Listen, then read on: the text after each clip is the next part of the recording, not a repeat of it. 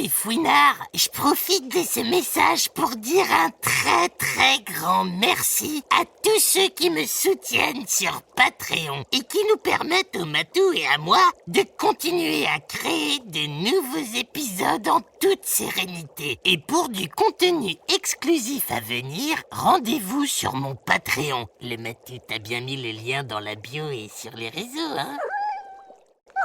Non, le Matou, n'insiste pas. Je ne te donnerai pas raison. Je te dis que je le savais depuis le début pour Long John Silver. Si toi, tu t'es fait berner par ses airs sympathiques, ses bonnes histoires et ses bons petits plats, c'est toi que ça regarde. C'est ton problème. Tu comprends ? Vous voyez les fouinards, c'est le souci avec les livres qui réservent des surprises. Les livres où il y a des secrets et des retournements de situation. Le problème, c'est que les gens un peu nerveux comme le Matou n'arrivent pas à gérer leur frustration quand ils n'ont pas tout vu venir. L'autre jour, avec le Matou, on regardait un film policier avec un détective très intelligent et très propre sur lui, et il était là, avec son chapeau, et il tripotait sa petite moustache comme ça pour tenter d'élucider un crime dans un manoir en Angleterre. Bref, le Matou me soutenait mordicus que c'était la bonne et le cuisinier qui avait fait le coup, alors que c'était le général à la retraite, qui en fait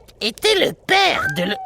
Oui, ben voilà, c'est exactement comme ça. Juste parce qu'il n'avait rien compris à rien de rien, le Matou nous a piqué une de ses crises, j'ai cru qu'il allait casser la téloche. Bref, les surprises et les retournements, ça fait partie des plaisirs de la lecture. Il faut pas s'en vouloir de pas avoir vu venir le truc, le Matou. Et d'ailleurs, viens par là. Je veux te tortiller la moustache comme il fait le détective dans le film. Hop, là.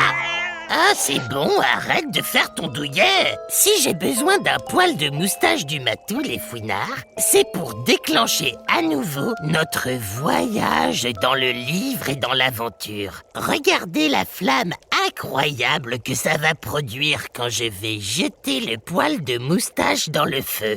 Écarte-toi le Matou si tu veux garder ce qui te reste de fourrure. Hop!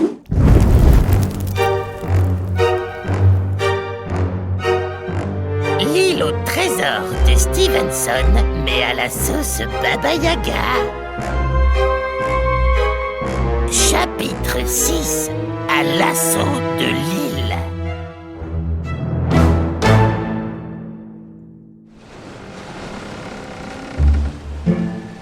Récapitulons les choses, les petits fouinards. La dernière fois, on s'était rendu compte, à la grande stupéfaction de Jim, du Matou et du docteur, mais pas de moi parce que j'avais vu venir le coup, si vous vous rappelez bien.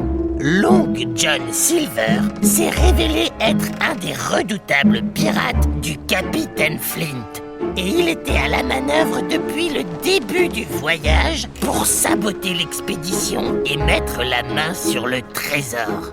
Heureusement, grâce à mes talents de détective, on a maintenant un coup d'avance sur Long John Silver. Parce que lui ne sait pas que nous, on sait. Donc, ce matin-là, on a entendu un cri du haut du grand mât. Terre à tribord! Ah, ça y est les fouinards! On y est! On a l'île au trésor en ligne de mire.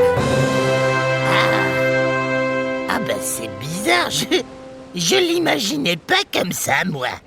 Je pensais que ce serait plutôt du sable fin, des palmiers et puis des petits coquillages. J'avais amené mon tapis de plage, mon parasol, la crème solaire, tout ça quoi. Pas toi le Matou? Ah oui, c'est vrai que t'es un sale tricheur et que t'as lu le livre en avance. J'avais oublié. En tout cas, l'île Ja, elle est plus grande que ce que je pensais. Et il y a une sorte de gros rocher, quoi, au milieu, une montagne. Mais c'est bizarre, il me dit quelque chose. Ah tiens, le Matou, viens voir. Mets-toi de profil là, comme ça. Ah mais oui, les fouinards. L'énorme rocher au centre de l'île, c'est exactement la forme de la tête du Matou. Alors ça, j'en reviens pas. Il y a ta bobine sur l'île au trésor. Oui, ben pas la peine de te la ramener, le matou. T'as rien fait pour mériter ça. Tu t'es juste donné la peine de naître avec une tête bizarre. Je ne sais pas s'il y a un trésor sur cette île, monsieur Yogos. Ah, bonjour, docteur. Mais je suis sûr qu'il y a des fièvres et des maladies dans cette jungle. Oula, oui, faudra bien se couvrir.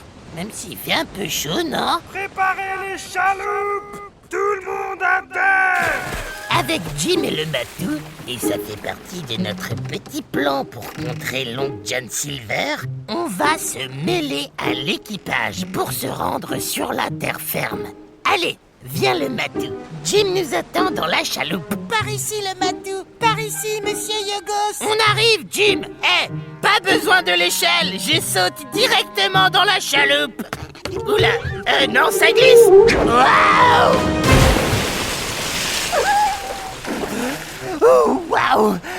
Pas de soucis, les gars! Je me suis pas fait mal! Je suis tombé direct dans l'eau!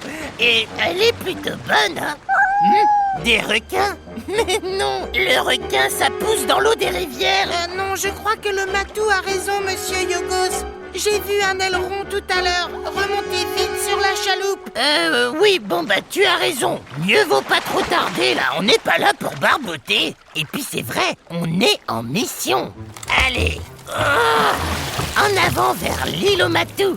Oui, je trouve ça mieux de l'appeler comme ça, étant donné que la montagne a la tête du matou. Tu devrais te sentir honoré, le matou. Mais plus tard, pour l'instant, il faut que tu rames. Je vais quand même pas le faire moi-même. Et tu vas pas laisser Jim tout seul.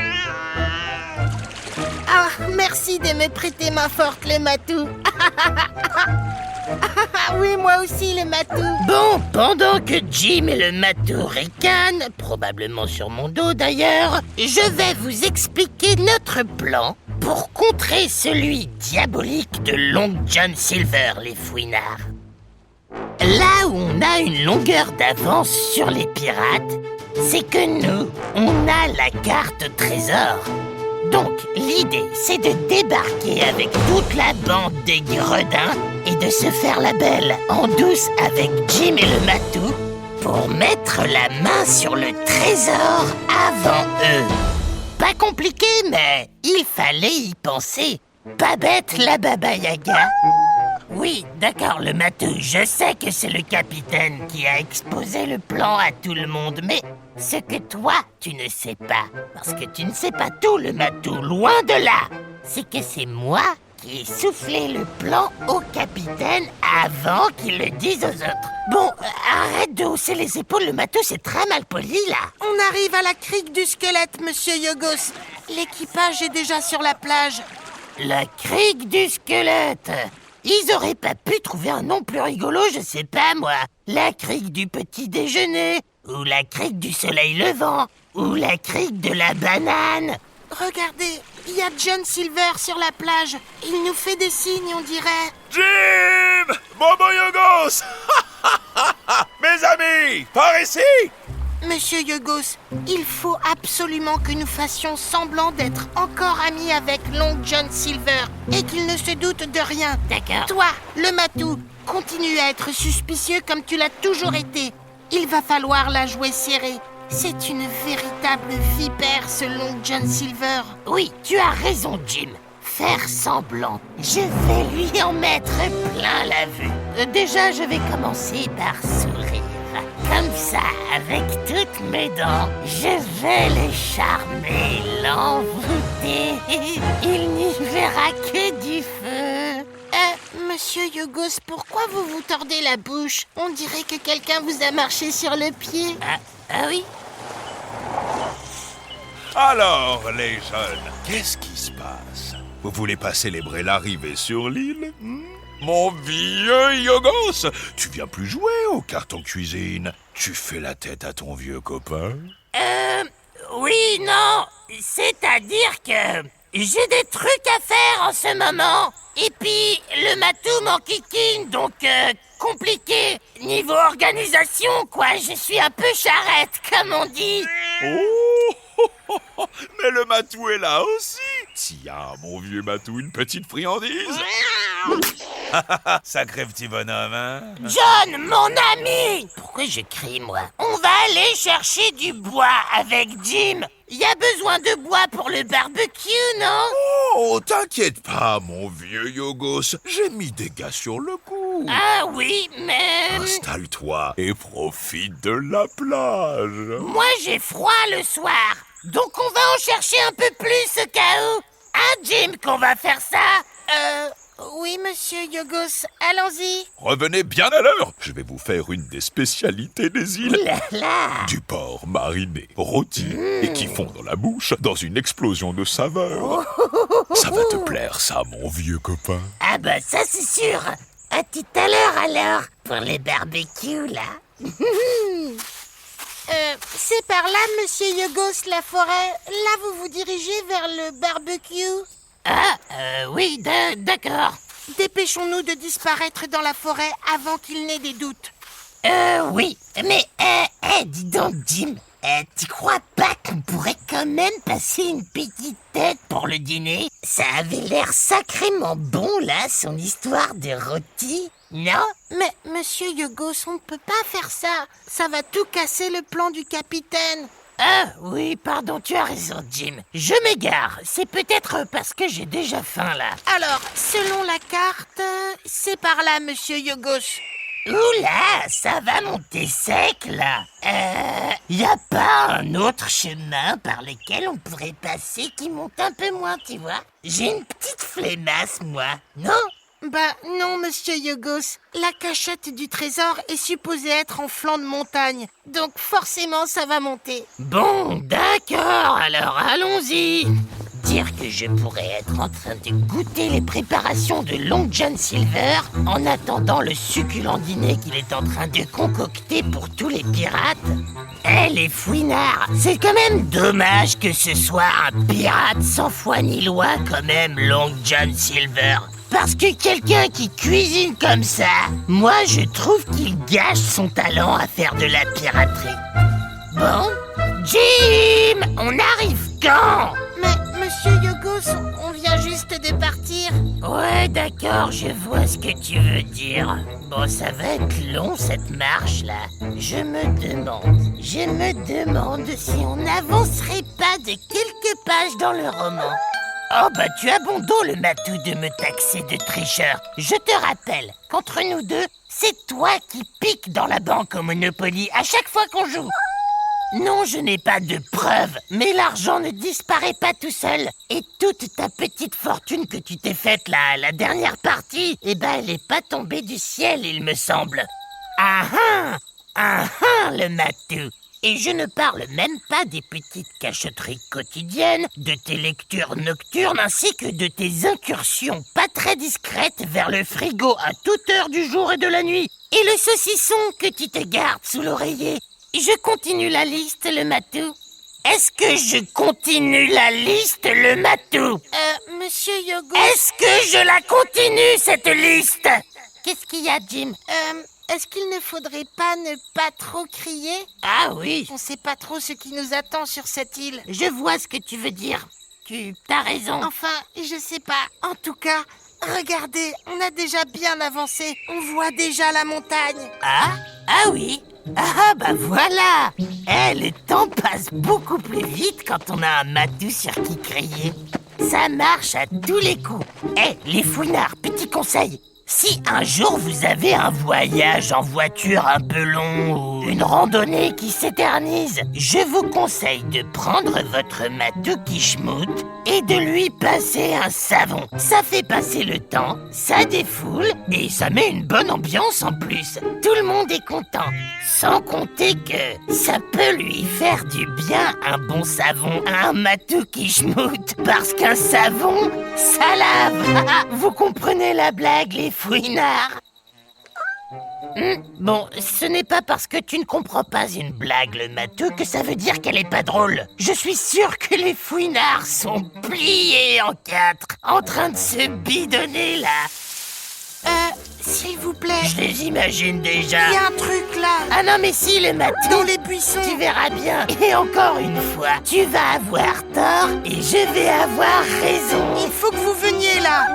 Ah ouais, le matou. Il y a des buissons qui Et remuent. depuis quand t'es devenu le dieu de l'humour qui décide de ce qui est drôle ou de ce qui ne l'est pas? Non, sans deck là, c'est super inquiétant les gars. Avec toi, ce serait ambiance 0, ou plutôt ambiance moins que 0, c'est-à-dire ambiance frigo, parce qu'il fait moins que 0 dans un frigo, enfin dans le congélo quoi, ambiance congélo. Tu vois, encore une blague que tu ne feras jamais, ambiance congélo, elle est vraiment excellente. Monsieur Yogos. Oula, les fouinards, il y a une bête qui vient de sortir des buissons. Enfin, une bête ou un singe plutôt. Enfin, je sais pas trop parce que ça porte un chapeau ce truc. Que... Je m'appelle Ben Gunn. Ben quoi? Voilà 3 ans que je suis seul sur l'île. Je n'ai pas adressé la parole à une âme humaine. Waouh, incroyable. Encore un nouveau mystère sur l'île. Et on va enfin comprendre ce Et qui... hop, je referme le livre. Là, nous voilà de retour sur notre canapé. Oui, je sais, le matou, c'est un peu brusque, mais c'est fait exprès. C'est pour créer le suspense. Ça s'appelle un cliffhanger en anglais. Ça veut dire création de suspense, un truc comme ça. Mais je m'en fiche, le matou, que tu n'as pas encore lu la suite. Moi non plus, et je ne me mets pas dans tous mes états. Et puis, d'ailleurs, ça t'apprendra, d'une, à te la jouer perso, à avancer tout seul dans le roman, et deux, à douter de ma faculté à faire de bonnes blagues. Alors oui, je sais que les pirates ont émis des doutes sur mes capacités à être marrante, mais si tu es d'accord avec eux, le matou, ça veut dire que tu es de leur côté, du côté des pirates. Et franchement, c'est pas Jojo. Oh non. Au prochain épisode, je le dirai à Jim, et il viendra te voir super énervé, et il va te dire « Je suis super énervé. Monsieur Yogos m'a tout dit, le matou. T'as compris la blague? M'a tout dit, parce que tu es un matou. Et qui m'a tout dit? Matoudi m'a dit. Oh, reviens là, le matou. Je vais mieux te l'expliquer, la blague, ça va te faire rire. Tu vas voir. Matou, Matoudi, matou.